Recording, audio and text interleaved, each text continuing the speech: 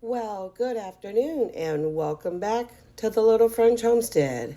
My name is Sherry. If you're new here today, thank you for coming and you're going to really enjoy this video. So, in this video today, we are going to be making a few homemade condiments. Wait, before you leave though, did you know this? These three recipes are not only foolproof, but there is one condiment that is really completely hands off. You just add all of the ingredients into a jar, put a lid on it, keep it closed for at least 24 hours, and you're gonna have an absolutely delicious condiment. All right, so let's go ahead and get started. I used to think that making some condiments from scratch was this huge, complicated process meant just for professional chefs and some maybe hardcore homesteaders. I pictured weird ingredients or maybe some kind of failed science experiment. But then I actually tried it and I realized the truth. The food industry has just sold us on convenience. They convinced us that these simple sauces are too tricky to make at home, while their versions are designed to last for years on a shelf. So today we are taking back our pantry and our wallets. So this is going to be the first one that I'm going to go ahead and show you. This is the Easy Win Dijon mustard, okay? Again, this is so simple. To a mason jar, you are going to add brown mustard seeds, yellow mustard seeds, apple cider vinegar, but you can also use beer or white wine, water, salt, and either brown sugar or maple syrup. Now you're going to go ahead and add all of this to a mason jar. And I just had aluminum foil over that because I could not, unfortunately, find my covers for all of those, the small regular mouth jars. And I had no more wide mouth at the time. So I let that all absorb for about 24 hours. And then I went and I transferred this to my food processor. You can use a blender. And I did actually end up having to use my immersion blender to really get it more thoroughly combined.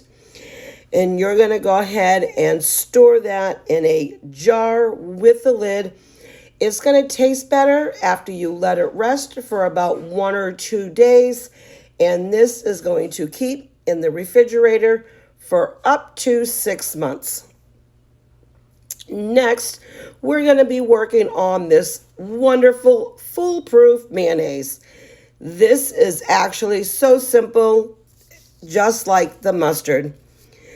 In a wide mouth mason jar, now I am using a pint here, pretty much for all of these. This is going to be so fast. You're going to want, though, your egg at room temperature. You just need one. We're going to use some lemon juice or some white wine vinegar, a teaspoon of Dijon mustard. Now, if I would have thought about that, I would have used my mustard, but I did not have it set for 2 days in advance. Now, your Dijon mustard acts like an emulsifier to prevent breaking. You want to add some salt and about a cup of some neutral oil, like avocado oil, like I'm using here, a light olive oil. You can even use grapeseed or sunflower oil. Any one of those are perfect. You are going to layer it just like the ingredients ask. An egg, you can use lemon juice as well, your Dijon mustard, and salt. You are going to add the oil directly on top, and you're going to want that to sit for at least 30 seconds so the egg and the oil separate. You are going to go ahead now and submerge your immersion blender all the way to the bottom. Then you're going to turn it on. Wait about 5 to 10 seconds before you start heading back up to the top. You will see it get thick, white mayonnaise forming. Once the bottom half is emulsified, you want to go ahead and slowly tilt and move and pull the immersion blender back up and down to incorporate all of the remaining oil on top. You can go ahead and blend that for another 5, maybe 10 seconds until that mixture is uniform, thick, and creamy. And because this is made with using a raw egg, it is better to use pasteurized if you can, but just to be on the safe side, you do want to go ahead and store this in the refrigerator, and you do want to plan to use this up within a week.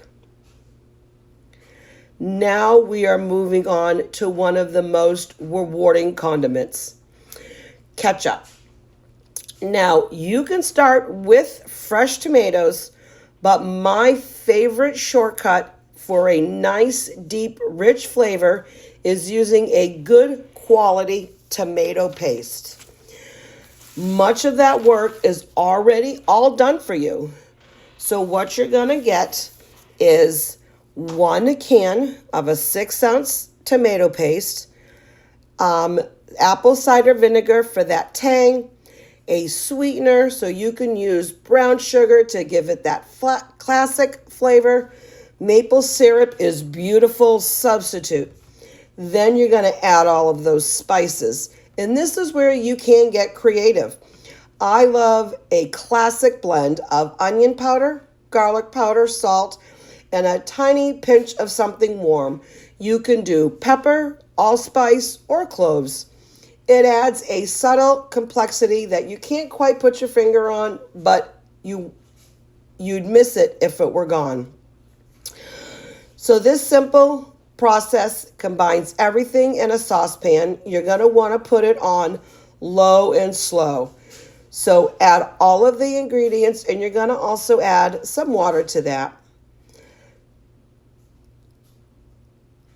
At about 20 to 30 minutes, you might start seeing the color darkening, and it's going to turn a nice, thick and glossy and have a rich sauce to it that's going to be thick enough to coat the back of the spoon. Okay? You are going to want to make sure that you continue to whisk until everything all comes together, and stir frequently, so then that way you don't have the bottom of the pan boil and it sticks, okay? So once you allow this to go ahead and cool, you're going to go ahead and keep it at room temperature for about 30 minutes. Transfer to a mason jar or an airtight container. You can put this in the refrigerator and it will continue to thicken as it cools, and it will stay fresh for you for about 7 to 10 days.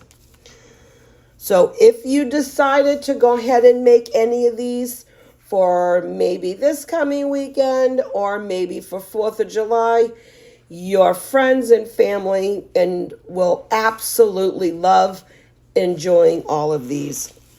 Now, I am making one more condiment here, and this is a fun, quick, easy one. So we are going to go ahead and do easy refrigerator pickles. This was a great idea. I got a buy one, get one free on some delicious baby cucumbers. To make these, you're going to first want to make your brine. So in a small pan, you want 1.5 cups of water, 1/3 sugar, 1/3 white vinegar on a cup of each. And you're going to want to bring that pot to a simmer until all of the sugar is absorbed. You're going to want to take it off the stove completely to cool. While your brine is cooling, you're going to want to assemble your jars. So what I've done is trim off all of the pickles, the cucumbers. You want to wash them off and then prep both sides. I did do 3 different types. I did a set of spears, and I did a set of thick slices, and then I did thin slices, so then you could add those on to your sandwiches. Now, as I'm doing all of this, my brine is now cooling. I'm setting all my containers together. You also want to add some fresh dill, some garlic cloves, mustard seeds, but I did not want to add any of those. But for a little bit of a kick, you could use some red pepper flakes. Once that brine has completely cooled, you want to go ahead and pour it over your cucumbers, and then you're going to seal the jar tightly. Now, you're going to want to wait approximately 2 to 3 days before eating these, and this is going to stay good in your refrigerator for about a month. Now, just look at this, and all what we've made under an hour. We have this beautiful rustic mustard bursting with flavor. We have a thick, luscious, creamy mayonnaise ready for any sandwiches or dips. And we have this rich, red, deep, glossy ketchup that tastes intensely of tomatoes. And these aroma, attention-grabbing pickles that have a absolutely wonderful crisp. This is what food is supposed to be. Not a long list of ingredients, but a handful of real ones. Transformed. Imagine spreading this mayonnaise on a turkey club. Imagine dipping hot salty fries into your ketchup. Imagine slathering that incredible mustard on a bratwurst. You haven't just made condiments. You've made secret ingredients that'll make and taste everything better. Once you start down this path, you realize how easy it is. You will find yourself at the grocery store looking at the labels and thinking, I can totally make that better myself. And you know what? You can.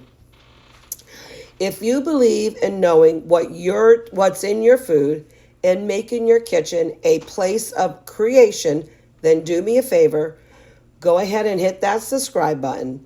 We are just getting started on this journey, and I have so much more to go ahead and show you. I want to hear from you. What's that one condiment that you absolutely cannot live without? Let me know down in these comments.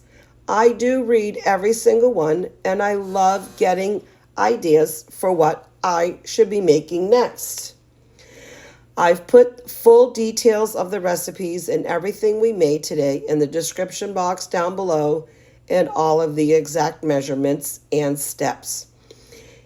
Even maybe a few variations of other ones that you can go ahead and use. I would like to say thank you so much for hanging out with me today, and for you to start taking back your pantry, because that's what it's all about. To stop buying at the stores already pre-made ingredients, bringing those fresh ingredients back to your house, or growing them if you can have a magnificent garden in the back. And then that way you know exactly what is in your foods.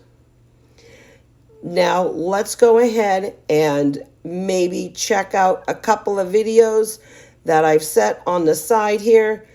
And until the next upload, you guys have a great day. Again, thank you so much for watching my videos, And as always, keep on cooking. Bye.